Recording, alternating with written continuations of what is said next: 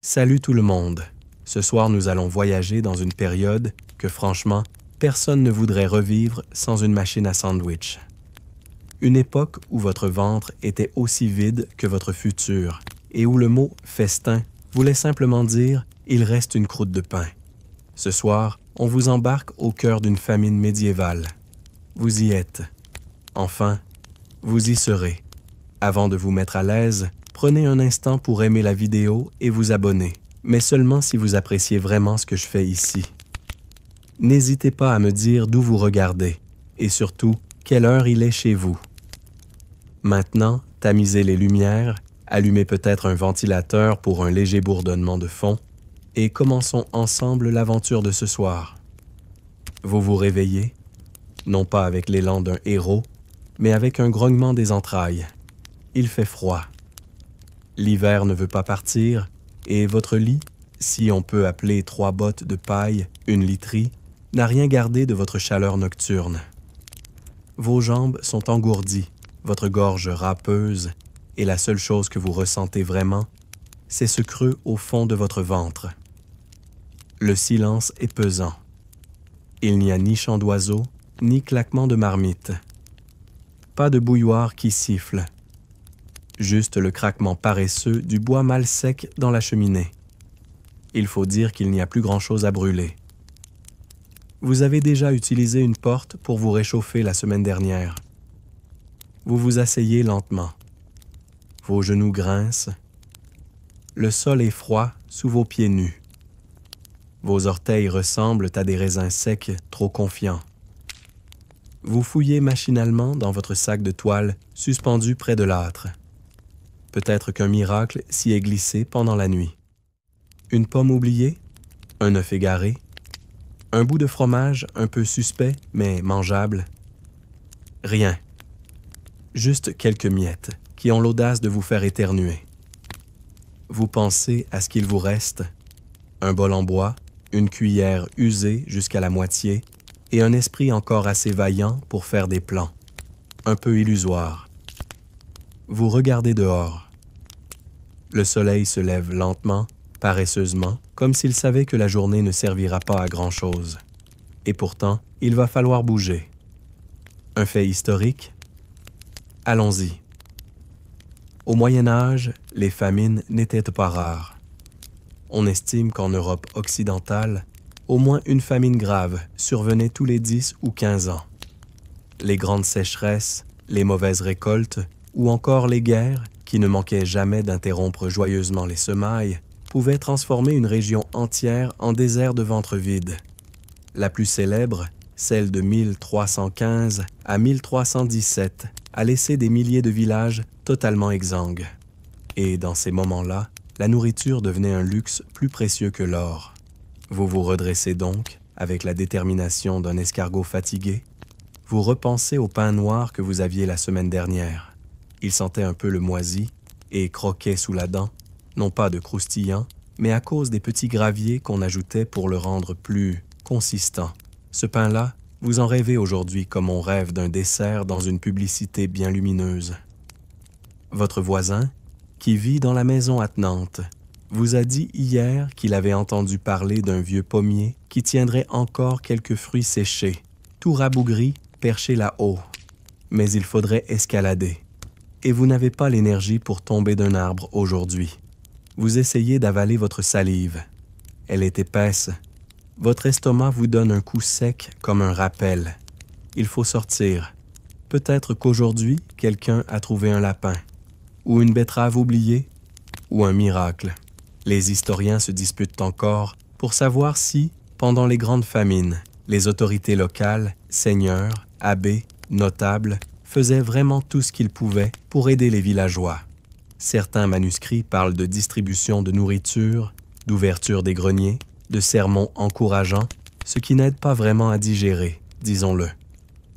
D'autres sources laissent penser que beaucoup fermentent les yeux, préférant réserver leurs ressources aux âmes méritantes ou à leur propre ventre.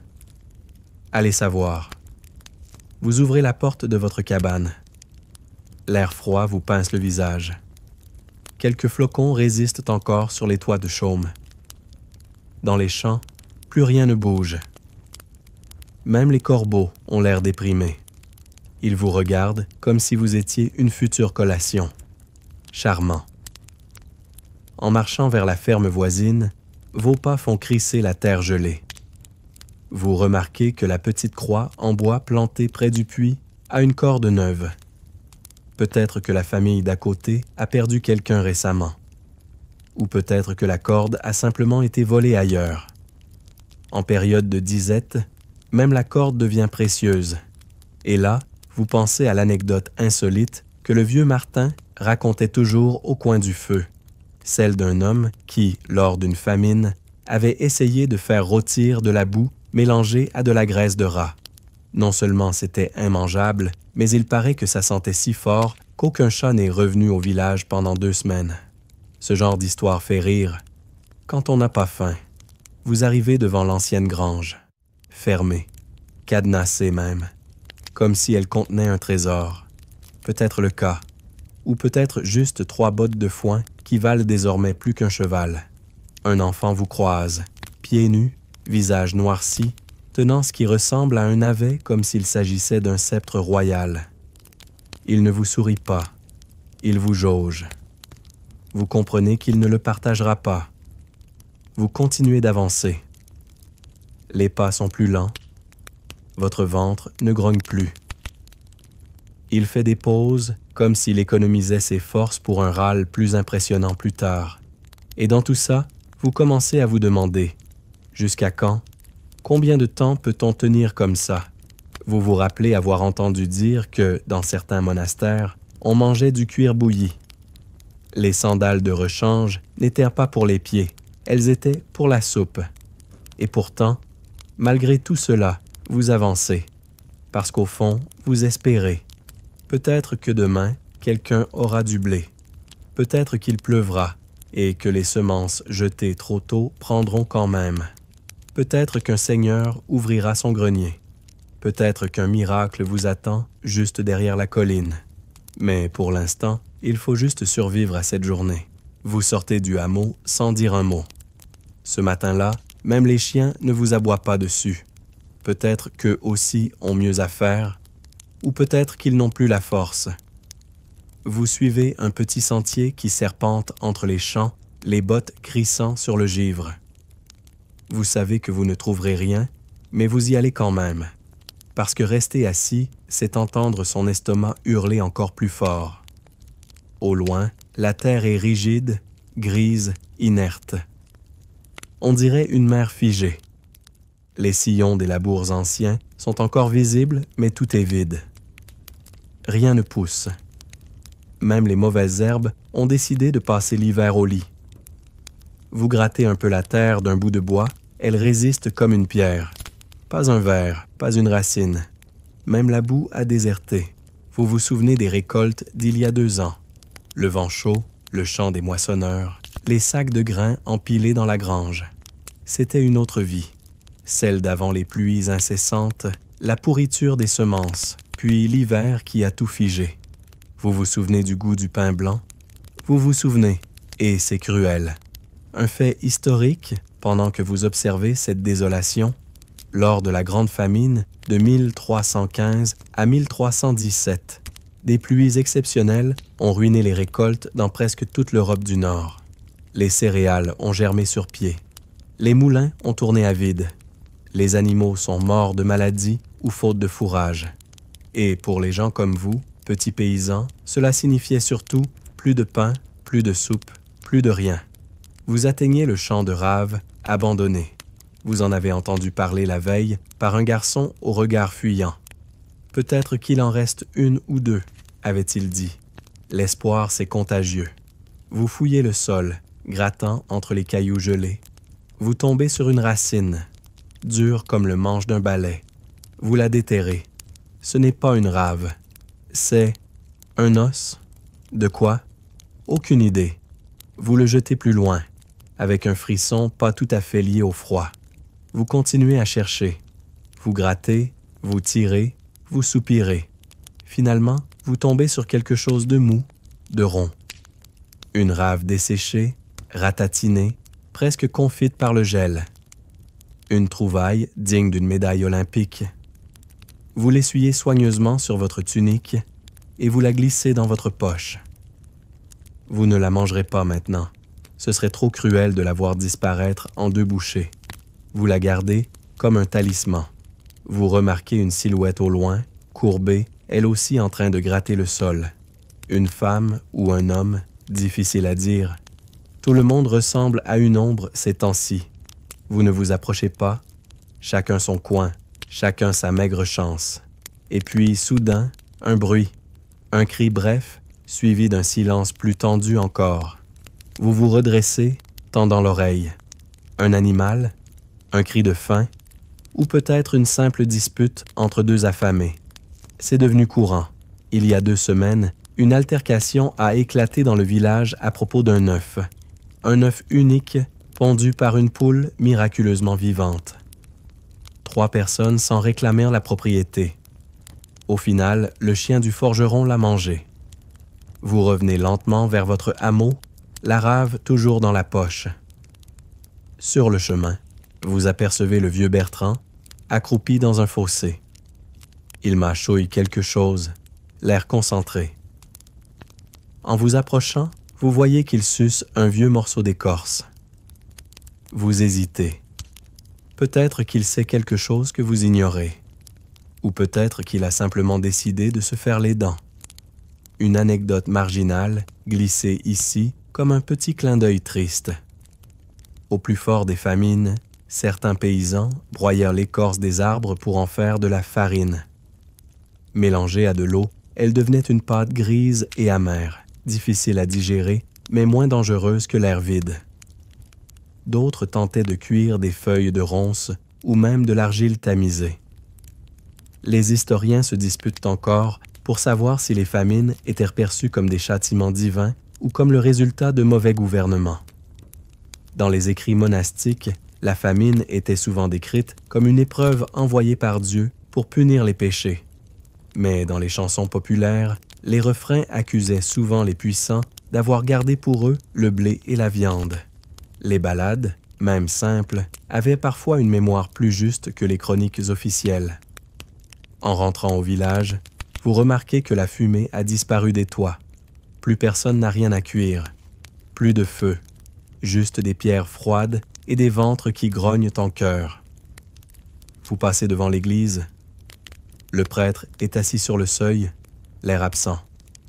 Sa soutane est couverte de poussière. Même Dieu, semble-t-il, commence à perdre du poids. Une vieille femme vous interpelle à mi-voix.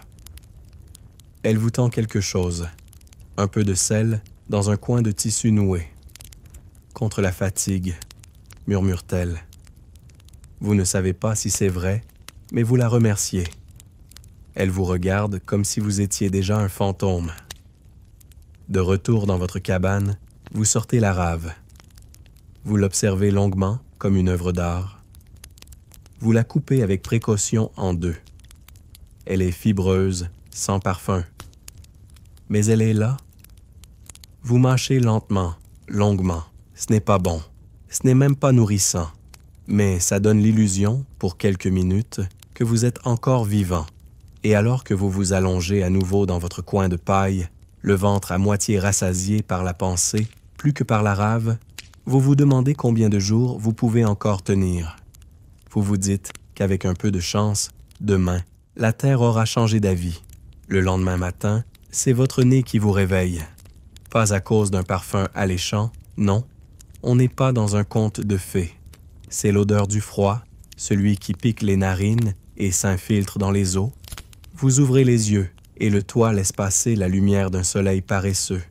Vous n'avez rien mangé depuis cette moitié de rave, et elle semble déjà appartenir à une autre époque. Votre estomac ne grogne même plus. Il attend. Il espère. Il rumine peut-être une lettre de protestation, mais il n'a pas assez d'encre. Aujourd'hui, vous décidez de fouiller les endroits que vous avez longtemps ignorés. Les granges vides, les placards oubliés, les trous dans les murs où autrefois les enfants cachaient des noisettes pour les jours de fête. C'est le grand nettoyage de l'espérance. Sous une dalle près de l'âtre, vous soulevez un morceau de bois pourri. Rien. Pas même une araignée. Vous vous souvenez du dicton local. Quand même les rats s'en vont, c'est que le navire est un poil vide. Vous ne savez pas trop ce que ça veut dire, mais ça colle. Derrière un vieux tas de chiffons, vous trouvez une boîte. En bois. Sculptée. Vous ouvrez avec délicatesse, comme si vous y attendiez un bijou. Et, miracle, 3 fèves desséchées, toutes ridées comme de vieux sages. Vous les tenez dans votre main, comme si vous veniez de capturer le Graal. 3 fèves. À tremper. À cuire. À mâcher. 3 petits points d'espoir. Mais le plus étonnant, c'est ce que vous trouvez ensuite. Une cuillère. Pas la vôtre. En étain, gravée de symboles que vous ne comprenez pas. Elle a dû appartenir à un pèlerin ou à quelqu'un d'assez riche pour avoir des lettres dans son nom. Vous la glissez dans votre tunique. Elle ne nourrit pas, mais elle brille un peu. Et parfois, un peu de brillance aide à avaler l'ombre. Un fait historique à ce moment de la journée. Les garde-manger médiévaux étaient souvent plus symboliques que pratiques en hiver. Beaucoup de paysans stockaient ce qu'ils pouvaient sous les dalles, dans des pots suspendus au plafond pour éviter les rongeurs, ou même enterrés dans le sol pour préserver le peu qu'ils avaient. Mais en temps de famine, ces réserves devenaient la cible de fouilles minutieuses, pas toujours faites par les propriétaires légitimes. Vous vous souvenez d'une anecdote contée par votre oncle, paix à sa mâchoire édentée. Un voisin avait réussi à conserver un morceau de lard dans un tuyau creux qu'il avait bouché avec de la cire et suspendu dans sa cheminée. Il ne l'ouvrait qu'à Noël, en léchant la graisse figée pour se souvenir du goût. Poétique à sa façon. Les historiens se disputent encore pour savoir si ces cachettes étaient courantes ou exagérées dans les récits. Certains archéologues affirment que la plupart des villageois ne possédaient pas assez pour justifier un tel système. D'autres insistent sur la ruse populaire, cette capacité à cacher un quignon de pain comme un roi cache son trésor. Vous continuez votre exploration. Vous vous glissez dans la remise du voisin mort depuis l'automne. Sa maison a été vidée, mais on n'a pas encore touché à son hangar. À l'intérieur, l'air est moisi, saturé d'humidité. Vous fouillez entre les outils rouillés et les paniers éventrés. Et puis, au fond, vous tombez sur quelque chose de surprenant. Une jarre. Elle est scellée avec un morceau de tissu et une ficelle. Vous ouvrez. C'est de la farine. Très peu. Mais assez pour faire un galet de pâtes ou une soupe étrange. Vous sentez vos doigts trembler. Pas de faim cette fois. De gratitude, presque. Vous décidez de partager un peu avec votre voisine, la vieille Angéline, qui parle toute seule et prétend que les pierres lui donnent des conseils. En retour, elle vous tend un morceau de suif qu'elle avait gardé pour les mauvais jours. Ces jours-là sont arrivés. Le mélange est gluant. Vous cuisinez lentement. Vous soufflez sur le feu pour qu'il ne s'éteigne pas, avec autant de tendresse que sur un nourrisson. La soupe n'a pas de nom, mais elle existe, et elle remplit votre bol. En mangeant, vous laissez votre esprit vagabonder. Vous imaginez les grands festins d'autrefois, les poulets rôtis, les tourtes au gibier, les fromages odorants, les gâteaux au miel servis dans les noces. Vous vous rappelez vaguement un mariage d'il y a 10 ans. Vous aviez mangé jusqu'à l'aube. Ce souvenir vous paraît aujourd'hui aussi crédible qu'un rêve éveillé. Et là, votre regard tombe sur une toile d'araignée. Dedans, une mouche, morte, mais parfaitement intacte. Vous vous demandez brièvement. Non, vous avez encore votre dignité, même si elle commence à porter des chaussures de trouée. Vous entendez le bruit d'un seau qui tombe dehors. Quelqu'un cherche de l'eau. L'eau est boueuse, mais encore là. C'est déjà ça. Vous regardez le plafond. Vous vous demandez combien de temps il tiendra, lui aussi. Tout est fragile ces jours-ci. Le bois, les toits, les corps, les espoirs. Mais au moins, vous avez mangé. Aujourd'hui, c'est jour de cuisine. Enfin, tout est relatif. Vous n'avez ni cuisine, ni ingrédients dignes de ce nom, ni même assez d'énergie pour remuer une cuillère plus de 3 fois sans halter. Mais vous avez une idée. Il est temps de cuisiner les choses qu'on ne devrait pas cuisiner. Le soleil grimpe à peine dans le ciel que vous rassemblez vos trouvailles comme un alchimiste fou. Au menu, feuilles séchées ramassées près du cimetière, quelques racines filandreuses trouvées sous le vieux chêne creux, un peu de boue, la plus fine possible, et en ingrédients vedettes, des morceaux d'écorce émincés comme des truffes, mais sans la truffe. Pour la texture. Ah, et n'oublions pas une poignée d'herbes séchées qu'Angéline appelle la verveine qui fait voir des anges. Vous n'en êtes pas sûr, mais après 3 jours à mâcher vos propres joues, vous êtes prêt à tenter votre chance. Dans votre marmite, qui a vu plus de clous que de légumes ces derniers mois, vous versez de l'eau de pluie filtrée à travers un vieux drap, propre à 60% selon vos calculs. Vous y jetez chaque ingrédient avec la gravité d'un prêtre qui donne l'absolution, et vous remuez. Un fait historique pour agrémenter votre ragoût imaginaire. Au Moyen Âge, en temps de famine, les recettes improvisées se multipliaient dans un curieux mélange de créativité et de désespoir. Les soupes, dites paysannes, devenaient des sortes de potions de survie, souvent composées de ce que l'on appelait les herbes amères, rumex, ortie, pissenlit. Peu nourrissantes, mais légèrement laxatives, ce qui, dans un certain sens, créait l'illusion que quelque chose se passait dans votre corps. C'était presque rassurant. Vous goûtez votre concoction. C'est chaud, c'est amer, ça a la consistance d'un vieux gant oublié dans un puits. Mais c'est chaud. Et chaud, c'est déjà un luxe. Votre voisin, le jeune Guilhem, entre sans frapper, l'air affamé d'un renard tombé dans une cave. Il vous regarde. Vous le regardez. Vous lui tendez le bol. Il tousse après la première gorgée. Vous lui offrez un petit sourire. Il répond avec un « OK ». Il paraît qu'en Lituanie, pendant les hivers les plus durs du XIVe siècle, on mélangeait de la sciure de bois à la farine pour faire des galettes. L'idée était simple, occuper l'estomac, même si le reste du corps en pâtissait.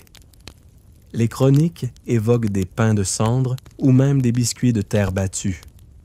1 dent sur 2 y restait, et pourtant, ça tenait les gens debout.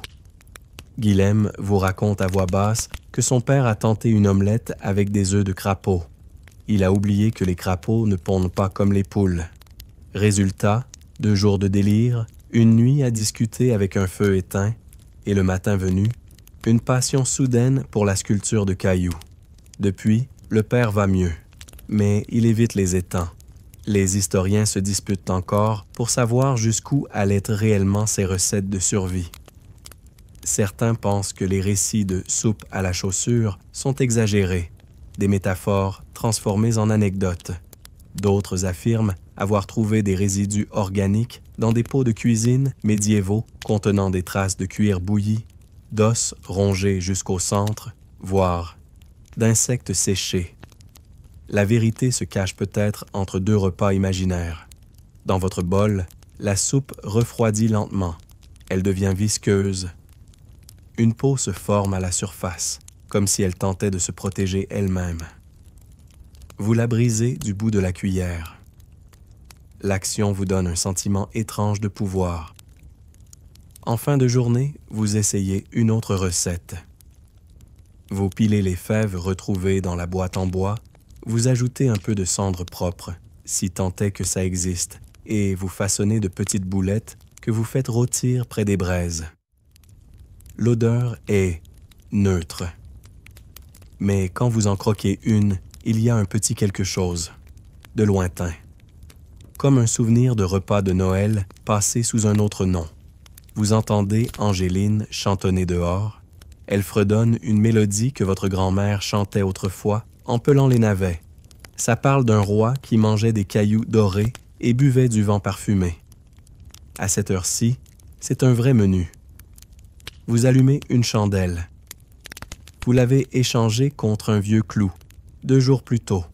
Sa flamme éclaire votre coin de table, votre soupe de l'impossible et le silence pesant de ceux qui attendent que le printemps revienne, même s'il oublie cette année encore de sonner à la porte.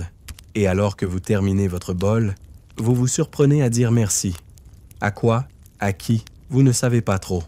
Mais le fait d'avoir préparé quelque chose, d'avoir nourri Guilhem, d'avoir écouté la vieille chanson d'Angéline, vous a rappelé une chose essentielle. Vous êtes encore là, vous êtes encore vivant. Ce matin, vous décidez de descendre au marché. Oui, vous savez, c'est risible. Le mot « marché » est devenu une sorte de blague cynique dans le village. Mais parfois, on y trouve encore quelque chose. Pas toujours comestible, ni utile, mais quelque chose. Et dans une époque où même une brindille peut être source d'excitation, cela suffit. Vous enfilez votre tunique la moins trouée et vous nouez un vieux morceau de ficelle autour de votre taille. Non pas pour la mode, elle est morte depuis l'automne, mais pour garder votre ventre en place. Vous avez perdu tant de poids que même le vent pourrait vous égarer dans un fossé. Le sentier vers la place du marché est silencieux. Quelques silhouettes faméliques marchent aussi, à pas lents, les yeux bas, chacun avec l'air de se dire qu'il aurait mieux fait de rester couché. Mais l'espoir est têtu, même quand il boite. Quand vous arrivez, la place ressemble à une pièce de théâtre ratée. 3 marchands à moitié endormis derrière des étals presque vides. Une poignée de villageois tournent en rond, l'air d'espérer qu'un miracle va tomber du ciel. Il y a un stand avec quelques tiges de poireaux flétries, un autre avec des galets. Oui, des galets. Polis, brillants, à sucer pour tromper la faim, annonce l'écriteau. Une idée presque brillante, si elle ne semblait pas aussi désespérée. Un fait historique. Durant les famines, il n'était pas rare que le marché continue malgré tout, ne serait-ce que comme lieu d'échange ou d'information. Les chroniques d'Ypres, au XIVe siècle, rapportent que des gens échangèrent des bouts de tissu contre des plumes, des sabots contre des poignées de sel, ou des chansons contre un regard un peu plus humain. L'économie de la misère s'adapte, même quand la monnaie perd tout sens. Vous vous approchez d'un vieil homme qui vend un oignon. Oui, un, seul. Il est petit, ridé, aussi fatigué que vous. Le vieillard vous fixe comme s'il était prêt à vous le vendre contre votre âme. Vous proposez votre nouvelle cuillère en étain. Il fronce les sourcils, puis hausse les épaules. L'échange se fait en silence. Vous tenez l'oignon entre vos mains comme un bébé royal. À quelques pas de là, 2 femmes discutent à voix basse. L'une murmure qu'elle a entendu parler d'un âne abattu dans un village voisin. Sa peau serait encore tiède, dit-elle. Vous détournez le regard. Non pas par dégoût, vous avez dépassé ce stade, mais par peur d'y croire. Au centre de la place, un homme prêche. Il n'a pas vraiment de public, juste quelques chats faméliques qui le regardent avec plus de scepticisme que de foi. Il annonce que Dieu va envoyer une manne de farine si les pécheurs se repentent.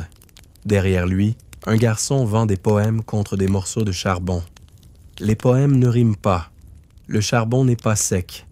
Les historiens se disputent encore pour savoir si ces marchés de famine avaient une fonction réelle ou s'ils étaient maintenus pour préserver l'ordre social.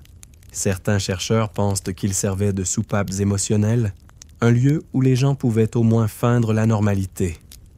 D'autres y voient un théâtre de survie, où la dignité s'échangeait contre l'illusion d'un troc équitable. Vous trouvez un coin d'ombre et vous vous asseyez, l'oignon dans une main, la cuillère absente dans l'autre.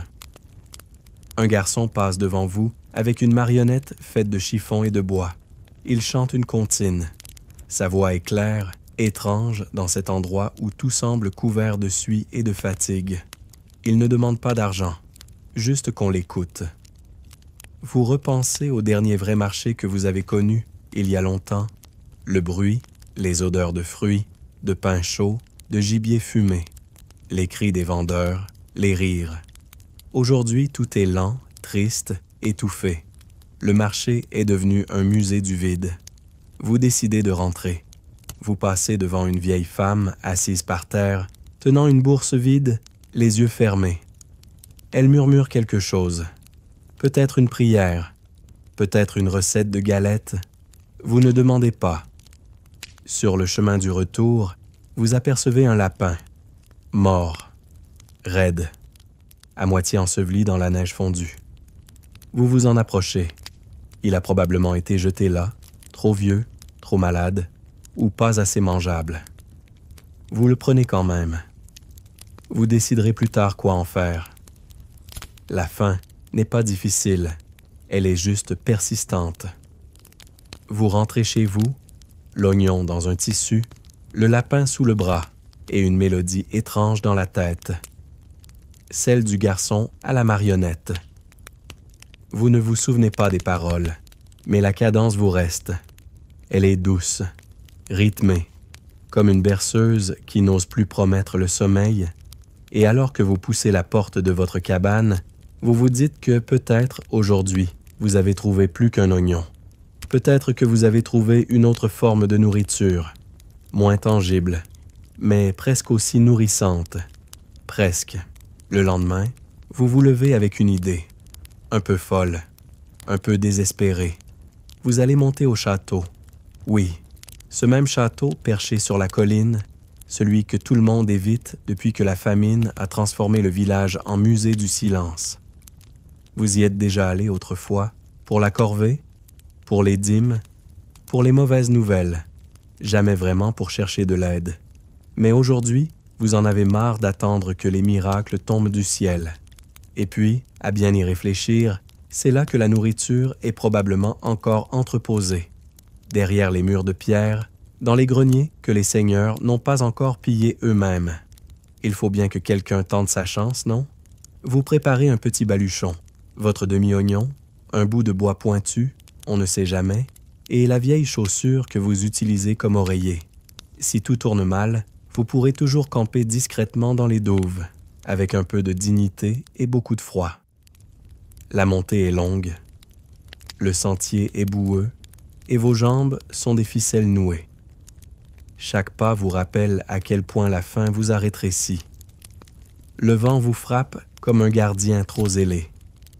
Vous le maudissez en silence, sans grande conviction. En arrivant près des grandes portes, vous vous arrêtez. Le silence est total. Les bannières sont ternes, battant paresseusement. Un corbeau vous observe depuis une tourelle, comme s'il évaluait déjà votre valeur nutritive. Vous frappez. Rien. Vous frappez de nouveau, avec plus de vigueur. Un bruit sec, creux, se répercute dans la cour intérieure. Puis, un aboiement. Section nerveux. Un chien. Peut-être deux. Et bientôt, un grognement qui vous dit très clairement « Rentrez chez vous, repas ambulant ». Pas de réponse humaine. Un fait historique ici. Pendant les grandes famines médiévales, les châteaux n'étaient pas toujours les refuges espérés. Les seigneurs, eux aussi confrontés à la pénurie, devenaient méfiants, parfois cruels. Ils stockaient, comptaient, rationnaient pour leur maisonnée. Il arrivait que les villageois soient chassés violemment s'ils tentaient de réclamer du secours. Les chroniques de la famine de 1316 parlent de seigneurs barricadés, refusant de descendre voir leurs propres paysans. Vous reculez, lentement. Les chiens n'ont pas bougé, mais vous sentez leurs yeux sur vous. Ils ont peut-être mangé ce matin, vous non. Avantage, eux. Vous décidez de contourner le mur d'enceinte. À l'arrière du château, vous tombez sur un petit potager. Du moins, ce qu'il en reste. De la boue, des piquets cassés et une botte de persil sec qui semble avoir échappé aux inventaires. Vous l'arrachez, prudemment. Ce n'est pas du vol, c'est de la botanique. Une anecdote étrange ici. Dans certaines régions du Saint-Empire, on raconte que des paysans affamés rampaient sous les clôtures des abbayes pour voler les copeaux d'encens des autels. Ils les faisaient infuser, croyant que le parfum des saints calmerait la faim. Résultat incertain. Mais l'odeur restait.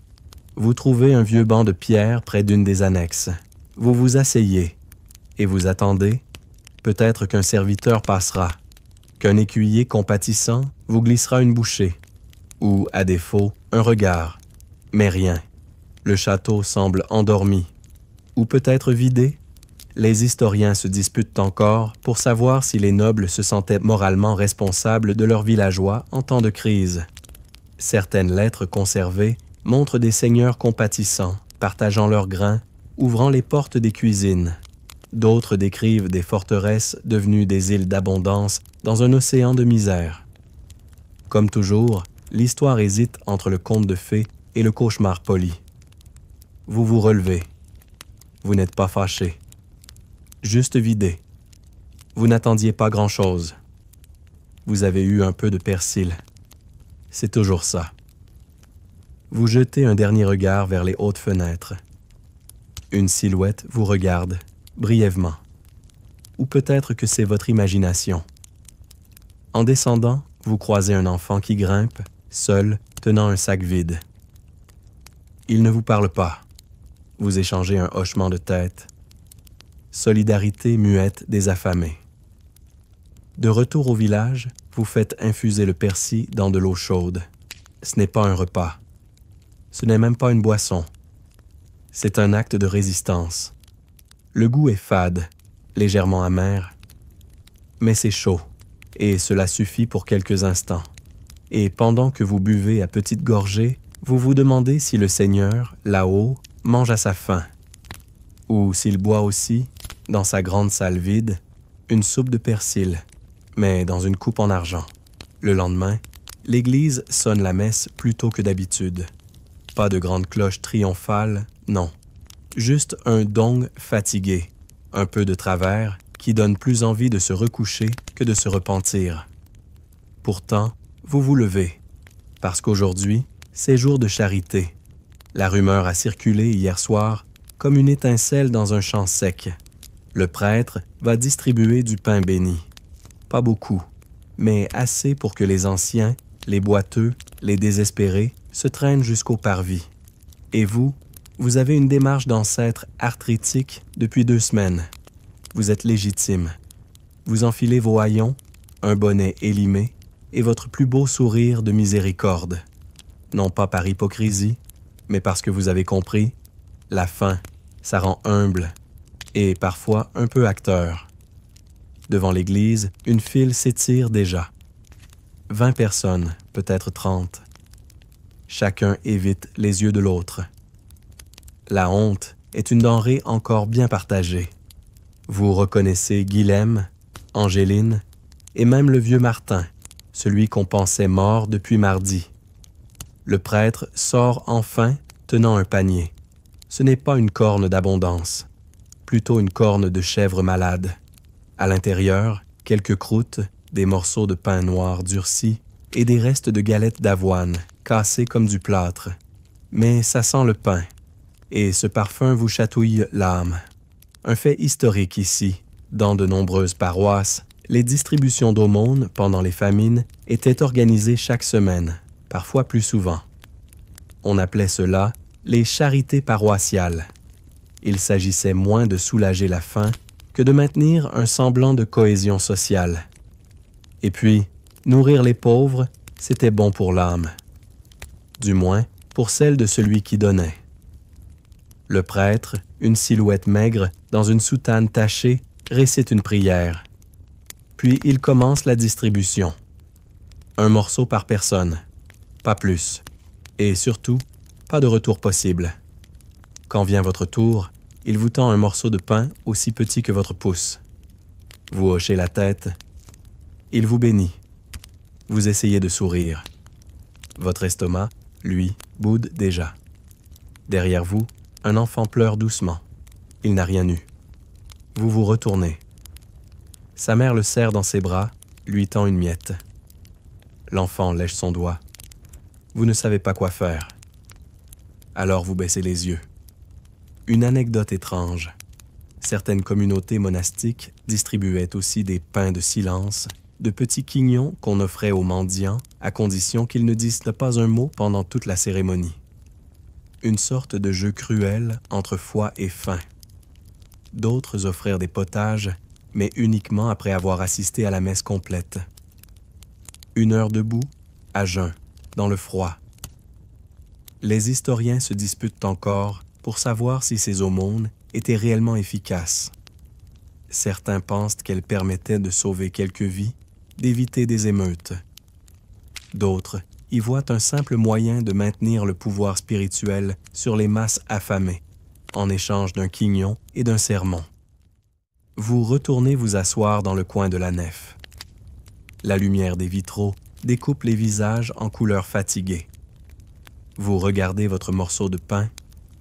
Vous le brisez en deux. L'intérieur est gris, dense, plein de farine mal tamisée. Vous mâchez lentement. Vous sentez le goût du feu, du grain, de l'effort. Vous vous sentez presque humain. À côté de vous, Angéline vous tend un carré de tissu. À l'intérieur, une petite image brodée. Un sein au regard flou. « Il veille sur les plantes », dit-elle. « Si tu le poses sous ton oreiller, tu verras peut-être une carotte cette nuit. » Vous la remerciez. Vous ne croyez pas trop au sein, mais l'idée d'une carotte onirique a son charme. Le prêtre termine la distribution et s'adresse à l'assemblée. Il parle de patience, de Dieu qui voit tout, de l'épreuve divine. Quelqu'un tousse si fort qu'il fait trembler un banc. Une vieille femme s'évanouit. Le prêtre ne s'interrompt pas. En sortant, vous ressentez cette drôle de sensation. Vous avez mangé? Pas assez. Mais juste ce qu'il faut pour avoir envie de continuer. Un garçon vous tend un petit rouleau de parchemin. Il ne parle pas. Il vous regarde avec insistance. Vous ouvrez. Une prière copiée à la main, au dos d'un ancien conte de taverne. Vous la lisez en silence, puis vous la glissez dans votre tunique. On ne sait jamais. De retour chez vous, vous accrochez l'image du saint près de la cheminée. Vous la regardez fixement. Une carotte, hein? Vous souriez un peu. Et vous vous dites que même dans la plus grande disette, il reste des gestes qui nourrissent autrement. Un mot, un tissu, un morceau de pain partagé. Ce n'est pas un repas, mais parfois c'est presque mieux. Vous passez l'après-midi avec les autres, pas pour travailler, non. Personne ne travaille vraiment en ce moment. Il n'y a rien à faire pousser, rien à réparer, rien à vendre. Juste du temps. Et le temps, en période de famine, c'est la chose la plus lourde à porter. Vous vous installez près du feu communautaire, ou du moins ce qu'il en reste.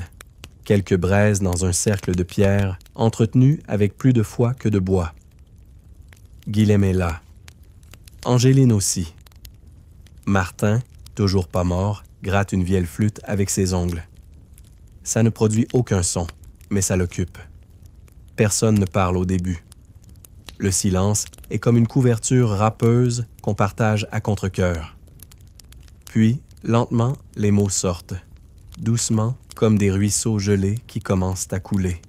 Vous évoquez des souvenirs de nourriture, le ragoût au pois de la fête de la moisson, la tourte à l'oie de la noce du meunier, le gâteau aux pommes d'Isabeau, celle qui a épousé un marchand et vit désormais ailleurs. Chaque plat raconté devient un peu plus réel, un peu plus délicieux, un peu plus ridicule aussi. Car dans ces récits, la nourriture devient un personnage à part entière, capricieux, mythique, presque divin.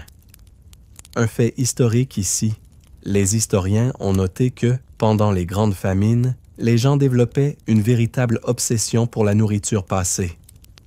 Les chansons populaires de l'époque évoquaient souvent des festins imaginaires comme des prières culinaires. Certains allaient jusqu'à inventer des plats qui n'existaient pas simplement pour nourrir l'esprit. C'était une forme de résistance douce, un acte de survie mentale. Angéline se lance dans une anecdote mi-rêvée, mi-vécue.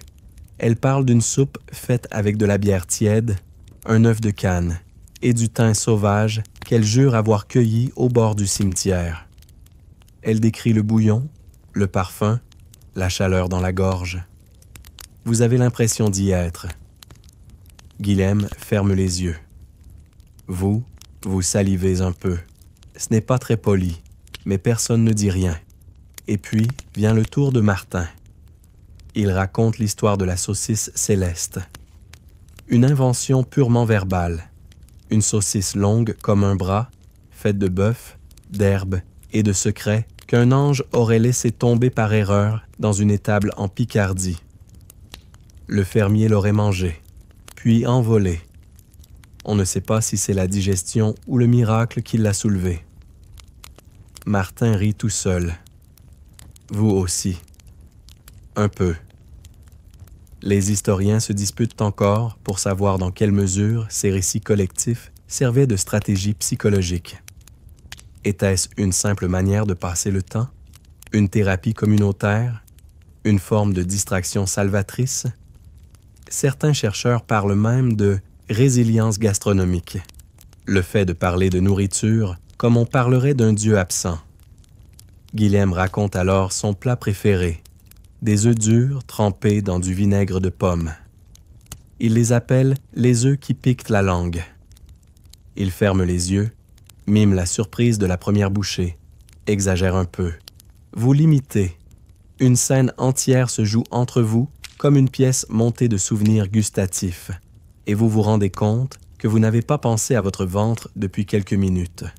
La faim est toujours là, bien sûr, mais elle est calme, comme si elle attendait que vous ayez fini de rêver pour recommencer à gronder. Une anecdote marginale. En Écosse, pendant la famine de 1696, des familles entières passaient leur soirée à réciter à voix haute les menus des festins royaux qu'ils avaient lus dans les gazettes. Ils faisaient semblant d'en préparer les plats, de les goûter, de les partager. Un théâtre culinaire qui devenait presque un rituel sacré. Vous proposez à votre tour une recette imaginaire, une soupe de châtaigne et de rire servie dans une assiette creusée dans une bûche, avec des miettes de pain magiques qui repoussent à chaque bouchée. Tout le monde applaudit doucement. Le bois craque dans le feu. Une étincelle s'envole. Quelqu'un commence à fredonner une chanson douce. Elle ne parle pas de famine. Elle parle d'un renard et d'une poule qui s'aiment en secret. Le refrain est idiot. Il reste dans la tête. Le jour tombe. La lumière devient bleue. Les voix baissent jusqu'à n'être plus que des murmures. Vous restez là, assis, ensemble, à ne rien faire, sauf parler de ce que vous n'avez plus, et à le rendre, l'espace d'un instant, presque réel. Vous rentrez chez vous, le cœur un peu plus chaud et l'estomac toujours vide. Mais ce soir, vous savez que vous n'êtes pas seul à rêver de tourtes impossibles. Il y a quelque chose de bizarre ce matin. Vous ne le réalisez pas tout de suite. D'abord, c'est une impression, une légèreté dans les bras, une clarté dans les yeux, comme si votre corps, en pleine grève depuis des semaines, avait décidé de reprendre le service, mais à sa manière. Vous vous levez et vous vous sentez énergique? Non, pas vraiment. Ce serait mentir. Disons, bourdonnant. Comme si quelqu'un avait remplacé votre sang par une boisson pétillante très légère, sans sucre ni goût. Vous bougez sans douleur. Vous voyez mieux. Vos oreilles captent même le chant lointain d'un moineau. Ou peut-être c'est juste un grincement de porte, qui sait. C'est la fin, bien sûr, mais un autre stade. Celui où le corps, n'ayant plus rien à brûler, commence à se dévorer lui-même avec une sorte de joie calme. Il devient économe, inventif, presque rieur. Il triche. Il vous offre des illusions de clarté pour masquer la faiblesse. Un dernier tour de magie avant la panne sèche. Vous sortez prendre l'air. Il fait doux. Trop doux, même. Le monde semble recouvert d'un voile brillant. Les choses tremblent un peu, comme vues à travers une flaque. Et vous marchez, droit, comme si vous aviez un but. Un fait historique à noter ici. Les chroniqueurs de l'époque ont décrit ce phénomène. Après une période prolongée de jeûne involontaire, certaines personnes entraient dans un état d'euphorie étrange. Une clarté mentale, une force physique passagère suivie d'un épuisement profond. Certains l'appelaient la fièvre blanche, d'autres le pas du vide. Aujourd'hui, on parlerait peut-être de cétose ou de délire pré-syncope. À l'époque, on pensait que c'était un signe de grâce divine ou un avertissement. Vous vous asseyez près du puits. Vous entendez le vent dans les branches. Chaque bruissement semble porter un message. « Ça va aller », dit une feuille. « Ou pas », murmure une autre. Guilhem vous rejoint, l'air flottant lui aussi. Il vous regarde, puis déclare « J'ai rêvé de coings cette nuit. » Des coings, vous demandez? Oui, en compote, avec du lait et des figues. T'as jamais mangé ça de ta vie. Justement, c'était encore meilleur. Vous riez tous les deux, puis vous regardez le ciel. Il tourne un peu. Où c'est vous? Difficile à dire. Une anecdote étrange. Dans certaines communautés rurales, on croyait que lorsqu'un affamé commençait à rêver éveillé de nourriture jamais goûtée, cela annonçait la faim. Pas forcément la mort, non, mais un basculement, une perte d'ancrage. L'esprit se détachait comme un ballon trop léger. Vous rentrez et vous essayez de manger un peu du pain sec qu'il vous reste. Mais votre bouche est pâteuse. Votre langue semble faite de bois. Vous mâchez sans conviction, comme on gratte un mur pour voir s'il y a une porte cachée. Les historiens se disputent encore pour savoir à quel moment précis le corps cesse de chercher à survivre et commence à se laisser aller. Certains pensent que c'est purement physique, un seuil calorique critique. D'autres affirment qu'il y a un déclic mental, une lassitude de l'âme, un moment où l'on choisit inconsciemment de flotter plutôt que de lutter. Vous passez l'après-midi à marcher, pas loin, juste en cercle. Vous regardez les arbres, les maisons. Vous touchez les murs du bout des doigts, comme pour vous souvenir de leur texture, comme pour les saluer. Angéline vous aperçoit et vous tend un petit objet, une noisette, desséchée, fendue, inutile. Elle sourit. Je la garde depuis 3 semaines. Pourquoi faire? Pour rien, c'est joli. Elle la fait tourner entre ses doigts. Je te la prête, dit-elle. Pour rêver, vous prenez la noisette. Vous la portez à votre oreille. Vous entendez le silence dedans. Il est doux. Le soir, vous vous allongez tôt. Vous avez froid, mais vous n'avez pas envie de feu. Vous avez faim, mais vous n'avez pas envie de manger. Vous avez sommeil, mais vous êtes parfaitement réveillé. Vous observez le plafond. Il ressemble au ciel, ou le ciel ressemble à votre plafond. Tout est devenu interchangeable. Et dans ce moment suspendu, vous comprenez une chose très simple. Vous êtes en train de vous éteindre doucement. Pas de drame, pas de cri, juste un glissement. Et pourtant, une partie de vous continue à espérer. Peut-être qu'un plat chaud vous attendra demain, peut-être que votre corps triche bien, peut-être que vous êtes juste un peu fatigué. Et pendant que vos pensées flottent, vous vous souvenez d'un détail. Vous avez toujours cette vieille cuillère en étain. Vous la sortez, la tenez dans la main. Elle est froide, solide, réelle. Et cela suffit, ce soir, pour vous raccrocher au monde. Le lendemain, tout le monde parle en chuchotant. Pas parce qu'il y a quelque chose à cacher, mais parce qu'il y a, peut-être, enfin, quelque chose à espérer. Ça a commencé avec Guilhem, encore lui, qui jure avoir vu un chariot couvert s'arrêter à l'orée de la forêt. Il dit avoir aperçu un homme avec un sac de farine, ou peut-être du sable fin. Mais il sentait la farine, affirme-t-il, d'un ton si convaincu qu'on a envie d'y croire. Puis, c'est Angéline qui rapporte avoir entendu une rumeur au marché. Un convoi venu du sud, échappé des mauvaises routes, chargé de sacs de blé et de sel. Ils arrivent, aurait dit une marchande, les yeux ronds comme 2 œufs durs. Même Martin, qui d'habitude se méfie des nouvelles autant que des légumes crus, dit que son chien a reniflé quelque chose d'étrange dans l'air, ce qui, venant de Martin, équivaut à une prévision météorologique. Vous écoutez, bien sûr, mais vous restez prudent, car vous savez que les rumeurs, en temps de famine, ont la consistance du brouillard. Elles enveloppent, elles embrouillent, et quand on s'en approche, il ne reste plus rien. Un fait historique. Lors des famines majeures, les rumeurs de secours étaient constantes. On parlait de convois venus d'ailleurs, de moulins secrets qui tournaient encore la nuit, de monastères où les moines cachaient du pain dans les caves. Parfois, ces histoires étaient vraies, mais souvent, elles servaient simplement à donner aux gens une raison de tenir un jour de plus. Vous vous asseyez près du puits, avec les autres. on échange les dernières versions du récit du chariot. Dans l'une, il vient de la ville portuaire. Dans une autre, c'est un seigneur compatissant qui l'a envoyé en souvenir d'un amour perdu. Et dans la version d'Angéline, c'est carrément un miracle. La Vierge en personne aurait conduit l'attelage. Vous n'avez pas le cœur de rire, parce qu'au fond, vous espérez aussi. Vous vous surprenez même à imaginer le goût d'un pain blanc, encore chaud, qui s'effrite entre les doigts. Et pourtant, rien ne vient. Le soir approche. Toujours pas de chariot. Alors, un homme surgit sur la place. Il est maigre, sale, mais ses yeux brillent comme ceux d'un prophète. Il dit avoir vu des sacs, oui, mais vides, jetés près d'un feu éteint. Il dit qu'on a été dupé, que les voleurs sont passés avant nous, que tout a disparu. La foule se resserre. Des soupirs, quelques larmes.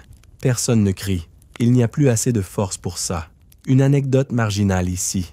Dans certaines régions, pour maintenir l'ordre, les autorités locales inventaient de fausses arrivées de secours, juste pour canaliser la population vers un point de rassemblement. Cela permettait d'éviter les pillages. Certains villages allaient l'homme même jusqu'à dresser des tables vides, simplement pour apaiser les cœurs, comme un théâtre de la satiété. Vous retournez chez vous. La cuillère en étain est toujours là. Vous la posez devant vous et vous la regardez comme un oracle. Rien ne change. Vous repensez à une question étrange. Que deviendront vos rêves s'il n'y a plus rien à espérer? Est-ce qu'on rêve encore de nourriture après un certain point? Ou bien est-ce que l'esprit, lui aussi, fait la grève? Les historiens se disputent encore pour savoir si les hallucinations des affamés étaient davantage liées à la privation physique ou à la perte du lien social. Certains récits de l'époque parlent d'apparitions, de visions collectives, de saints surgissant dans les champs. Était-ce une expression mystique ou simplement l'ultime mécanisme de défense du cerveau affamé? La nuit s'est tombée. Vous allumez une bougie, puis vous l'éteignez aussitôt.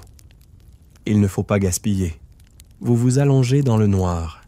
Et là, étrangement, vous entendez des bruits de pas dehors. Vous tendez l'oreille. Ce ne sont pas les pas d'un chariot, juste quelqu'un qui marche. Lentement, puis qui s'arrête et frappe doucement à la porte d'un voisin. Un échange murmuré. Vous ne comprenez pas les mots, mais ensuite, un grincement. Une porte qui se ferme. Et à nouveau le silence. Vous vous levez, poussez la porte. Personne. Mais sur le pas de votre cabane, un petit sac de toile. Vous le ramassez. Il est presque vide. Mais au fond, un point de farine. Blanche. Vraie. Réelle. Vous la portez à votre nez. Ça sent la vie. Vous ne savez pas d'où ça vient. Peut-être que quelqu'un a partagé. Peut-être que le miracle est passé discrètement, en sandales. Mais ce soir, vous avez de quoi faire une bouillie. Une vraie. Et vous souriez. Parce que parfois, les rumeurs mentent. Et parfois, elles chuchotent juste assez fort pour qu'un miracle les entende. Le matin s'annonce plus étrange que les précédents. Le ciel est teinté d'un bleu nacré, comme si quelqu'un avait oublié de le rincer correctement. L'air sent autre chose. Pas la terre humide, pas la suie. Une odeur douceâtre, presque sucrée. Un parfum de mystère. Vous vous levez, toujours vide, mais un peu moins pesant. La bouillie de la veille, faite avec cette pincée de farine tombée du ciel, vous a tenu au bord de la conscience toute la nuit. Vous avez rêvé. De quoi? Impossible à dire. Juste une sensation de chaleur. Et peut-être de grenouilles. Oui, car ce matin, la nouvelle du village est la suivante. Il a plu des grenouilles. Vous froncez les sourcils, puis vous sortez. Sur la place du village, un attroupement. Tous les visages sont tournés vers une seule direction, le vieux puits. Et là, posée sur la margelle, une grenouille, bien vivante, lustrée, dodue, une, pas des centaines, pas des milliers, une seule. Mais elle est là, assise comme une reine, vous observant de ses yeux globuleux, sans peur. Vous auriez cru qu'elle était en pierre si elle n'avait pas cligné. Et ensuite, elle saute, d'un petit bond tranquille, dans la rigole, et s'en va. Un murmure traverse la foule, des hypothèses, des gestes de croix. Une vieille femme prétend en avoir vu 3. Un enfant en affirme 7. Quelqu'un prétend que c'est un signe d'abondance, de pluie ou de faim. Un fait historique ici. Les phénomènes étranges, surtout en période de grande détresse, ont souvent donné naissance à des récits collectifs. Il existe des témoignages médiévaux de pluies animales, crapauds, poissons, vers, souvent exagérés, mais parfois documentés par plusieurs sources. Des météorologues modernes y voient l'effet de trombes marines. Les gens de l'époque, eux, y voyaient un message. Vous touchez le sol, là où la grenouille s'est posée. Il est humide.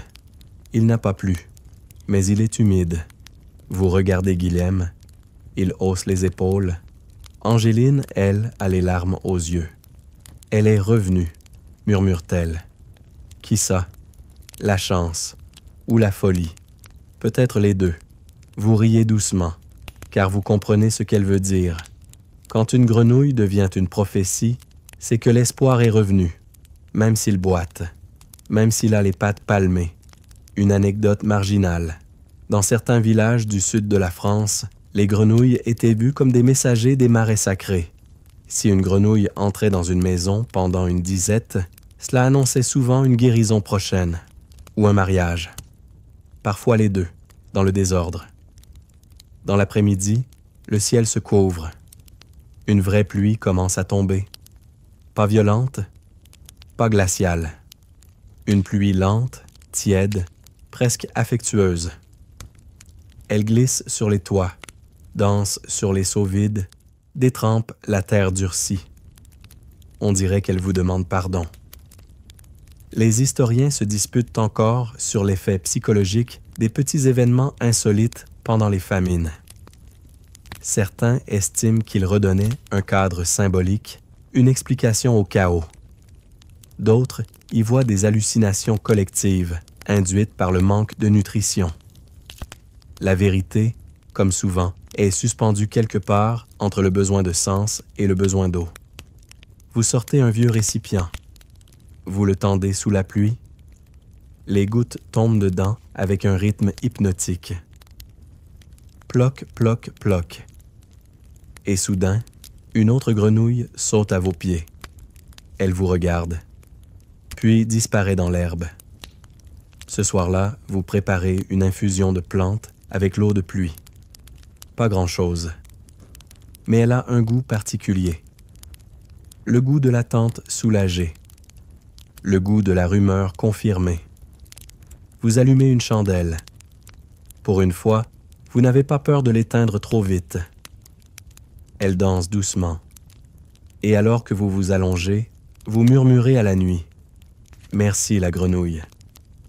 Parce qu'après tant de jours vides, une seule chose imprévue peut suffire à faire tourner la roue. Un détail.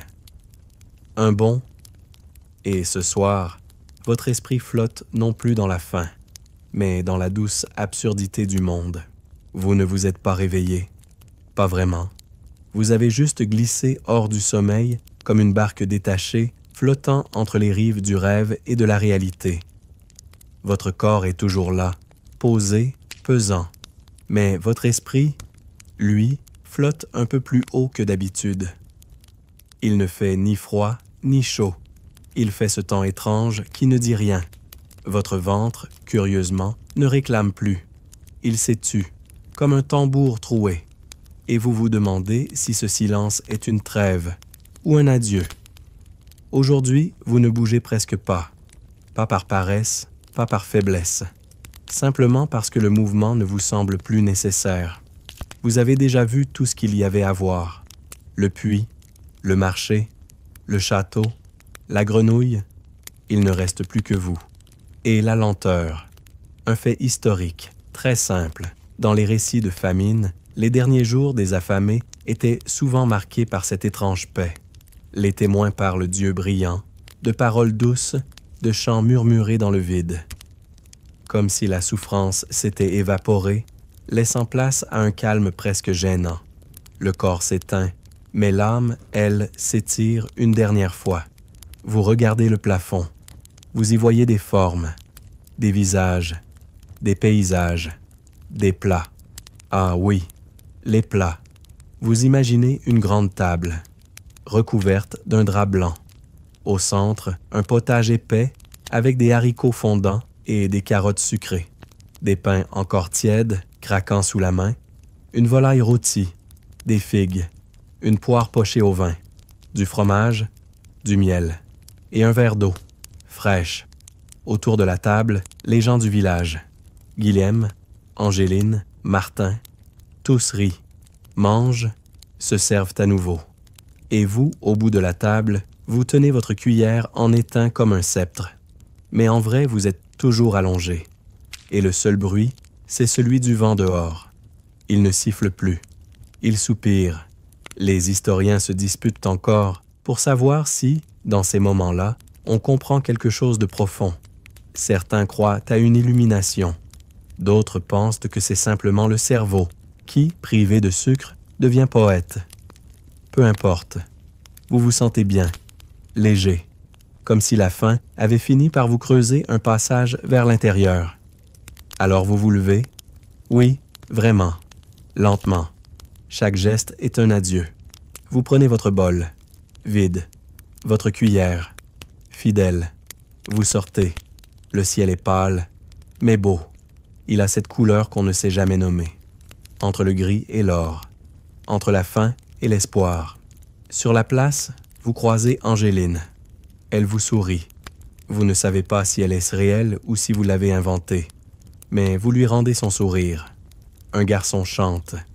Une chanson absurde, de coin, de renard, de pluie. Vous écoutez. Vous hochez la tête. Vous êtes à la fois ici et ailleurs. Et quand vous rentrez chez vous, pour la dernière fois peut-être, vous sentez que quelque chose s'est déplacé. Ce qu'on ressent vraiment à la fin, ce n'est pas la faim. Ce n'est pas la douleur. Ce n'est même pas la peur. C'est une douceur étrange. Une lenteur bienveillante. Le sentiment que le monde continue, même quand on s'efface doucement. Et cela suffit. Ce soir, tout devient plus lent. Même les pensées, même les souvenirs. Vous êtes toujours là, bien sûr. Allongé. Les paupières mi-closes. Le souffle régulier, calme, presque silencieux. Et tout autour de vous, le monde s'éteint doucement, sans bruit, sans heurts. La cabane ne grince plus. Le feu est froid depuis longtemps, mais il ne manque plus. Le vent, dehors, est devenu un murmure. Il n'y a plus rien à faire. Plus rien à chercher. Vous avez vécu cette disette comme on traverse un rêve lourd, maladroit, mais peuplé de signes étranges, de rencontres, de lueurs.